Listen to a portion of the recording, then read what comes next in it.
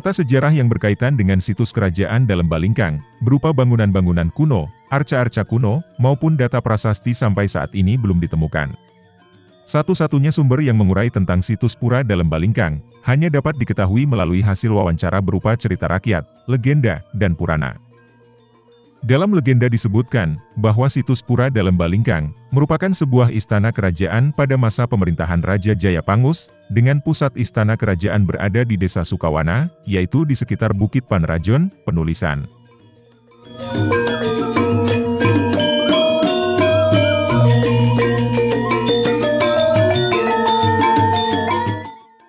Pembuatan istana kerajaan yang sekarang disebut pura dalam Balingkang, disebabkan kesalahan Raja Jayapangus yang menikahi seorang putri dari negeri Cina, tidak mendapat restu sang raja, ayahnya.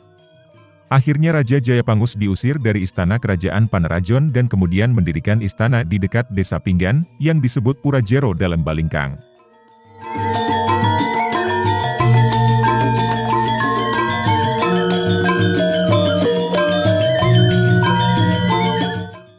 Raja Jayapangus, yang memerintah tahun 1178 sampai dengan tahun 1181 Masehi, adalah Raja Bali dari dinasti Warmadewa.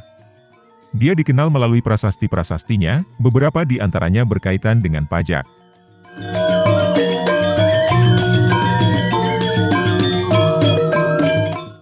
Prasasti tertua adalah Prasasti Mantring, A, yang berangkat tahun 1099 Saka, tahun 1178 Masehi, selebihnya berangkat tahun 1103 Saka, tepatnya tahun 1181 Masehi.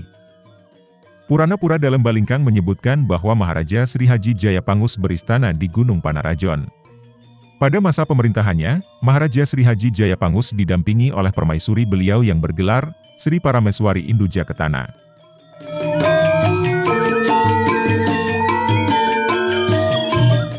Keberadaan pura dalam Balingkang juga termuat dalam Geguritan Barong Landung yang ditulis oleh Inyoman Suprapta, dalam tesis Jutaningrat, 2010, sebagai berikut.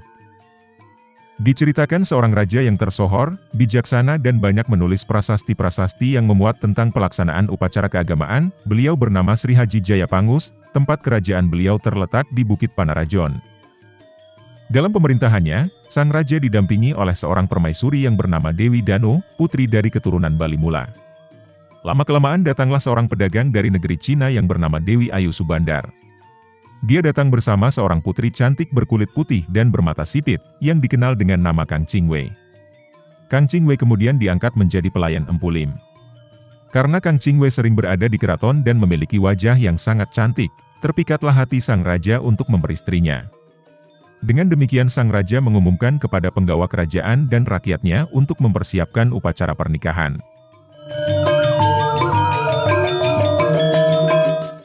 Mendengar kabar sedemikian rupa, maka menghadaplah salah satu Bagawanta Raja yakni Empu Siwagandu. Sang Bagawanta Raja menyarankan sang raja untuk tidak menikahi Kang Chingwei, karena raja tidak boleh memiliki dua permaisuri. Selain itu pula, Kang Chingwei beragama Buddha sedangkan Sri Haji Jayapangus beragama Siwa atau Hindu. Sang raja tidak mendengarkan nasihat sang Bagawanta Raja dan tetap bersikukuh untuk mengawini Kang Chingwei. Sehingga terselenggaralah upacara pernikahan tersebut.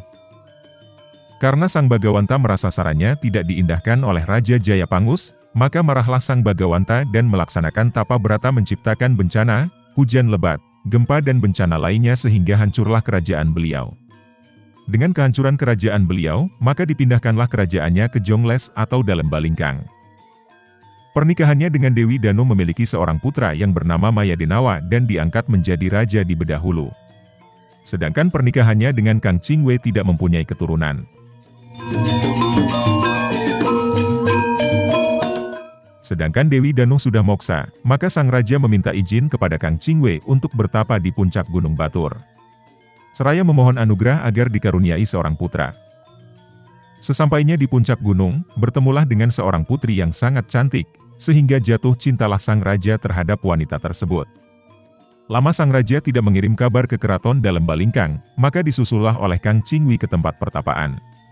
Sesampainya Kang Qingwei di tempat pertapaan dilihat sang raja sedang berkasih-kasihan dengan seorang wanita cantik.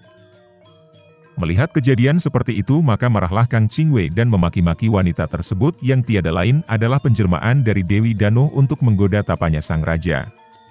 Karena merasa dirinya dimaki-maki oleh seorang manusia atau Kang Qingwei, maka marahlah sang dewi tersebut. Secepat kilat keluar api dari dahinya dan api tersebut mengejar Kang Qingwei dan membakarnya. Sehingga wafatlah Kang Qingwei. Dengan kematian Kang Qingwei, sang raja pun menjadi sedih dan berduka, sehingga disudahilah tapanya. Karena sang raja sebelumnya mengaku belum mempunyai istri kepada sang dewi, maka sang dewi memutuskan sang raja mendapatkan hukuman yang setimpal, dan akhirnya sang raja bernasib sama.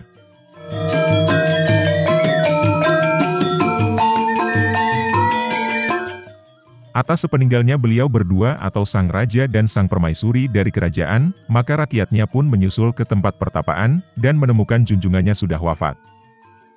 Rakyat dalam Balingkang menjadi sedih dan memohon kepada sang dewi untuk menghidupkan kembali kedua junjungannya. Melihat ketulusan hati permohonan rakyat dalam Balingkang tersebut, maka sang dewi mengabulkan permohonan mereka tidak dengan menghidupkan kembali keduanya, tetapi dalam bentuk lingga berupa barong landung lanang istri. Kemudian sang dewi memerintahkan rakyat dalam Balingkang untuk membawa kedua lingga tersebut ke dalam Balingkang. Sang dewi memberikan anugerah bahwa kedua lingga tersebut bisa memberikan perlindungan dari alam niskala atau memerintah dari alam niskala.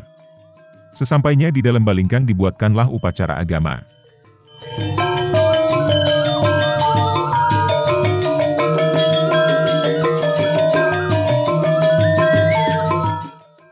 Maharaja Sri Haji Jayapangus dengan kedua permaisurinya disebutkan juga dalam prasasti Cempaka, A1b, 1-2, yaitu sebagai berikut.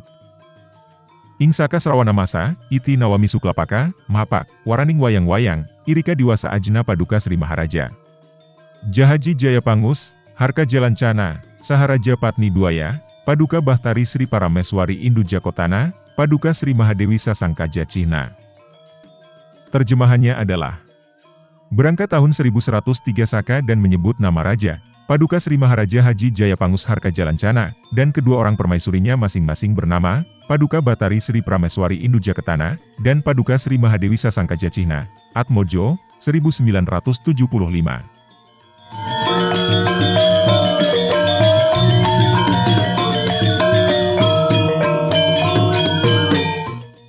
Cerita di atas menggambarkan bahwa pada masa pemerintahan Sri Haji Jayapangus, sudah terjadi hubungan yang erat antara Siwa dan Buddha.